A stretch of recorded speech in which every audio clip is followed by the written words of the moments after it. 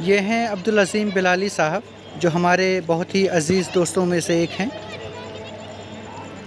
یہ حیدرآباد میں ہمارے پاس ٹھہرے ہوئے ہیں اور الحمدللہ آج ہم لوگوں کا آنا مکہ مسجد ہوا ہے۔ آئیے ان سے روبرو ہوتے ہیں، پوچھتے ہیں کہ یہ سفر کیسا رہا۔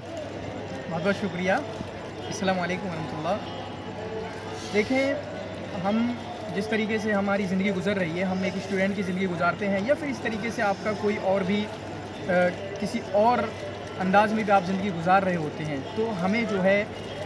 اسفار کرنا، سفر کرنا اور زمین کو دیکھنا، زمین کی مختلف حیاتوں کو، مختلف چیزوں کو دیکھنا، یہ ہمارے لیے ضروری ہو جاتا ہے، اور اس سے بہت سارے فائدے اٹھائے جا سکتے ہیں۔ جیسے میں اپنا بتاؤں، جس مقصد کے خاطر، جس مقصد کے تحت میں یہاں پر آیا کہ پورے 2 سال سے لاک ڈاؤن کی وجہ سے میں پورا گھر میں بیٹھا ہوا تھا اور بہت ساری چیزیں سمجھ میں نہیں آ رہی تھیں، اسٹک تھا مائنڈ، ٹھیک ہے، بہت سارے کریٹیو آئیڈیاز نہیں آ رہے تھے، بہت سارے انوویشنز ہم نہیں کر پا رہے تھے، جس کی وجہ سے مجھے لگا کہ ہمیں ٹہلنا چاہیے، گھومنا چاہیے، اور یہاں پر آئے، دیکھیں مکہ مسجد ہے یہاں پر، اور اسی کے برابر میں ہی چار مینار ہے، اور ہم سارے ساتھی یہ 3 لوگ، اور یہاں پر آپ کیمرہ گھمائیں، بہت سارے حضرات یہاں پر موجود ہیں،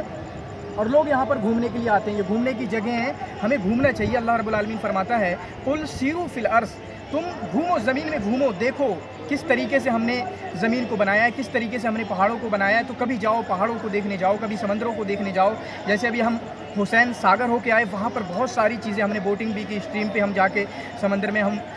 وہ ساگر میں لیک جو ہے حسین ساگر، وہاں پر ہم نے انجوائے کیا۔ تو اس سے ہمیں بہت ساری چیزیں نصیحتیں ملتی ہیں۔ گھومنا پھرنا یہ صرف ایک انجوائمنٹ کی حد تک نہیں ہوتا ہے، اس سے ہمیں اپنی زندگی کا ایک مقصد بھی سمجھ میں آتا ہے۔ ہم بہت سارے لوگوں سے ملتے ہیں کہ ہم جس جگہ پر ہوتے ہیں، ہماری جو بنیاد ہوتی ہے، ہمیں اس طریقے کے بڑے لوگ نہیں مل پاتے ہیں، اس طریقے کے نیک اور صالح اور مخلصین لوگ نہیں مل پاتے ہیں، متقین لوگ نہیں مل پاتے ہیں،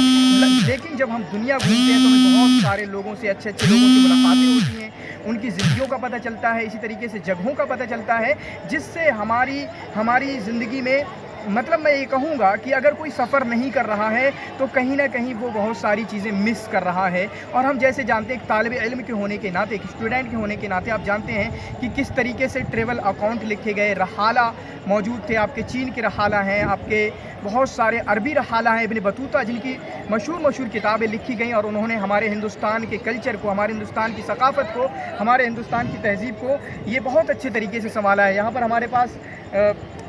یہ بزرگ ہمارے بیٹھے ہوئے ہیں، کچھ باتیں، اگر آپ حیدرآباد سے ہیں؟ نہیں، کہاں سے آئے آپ؟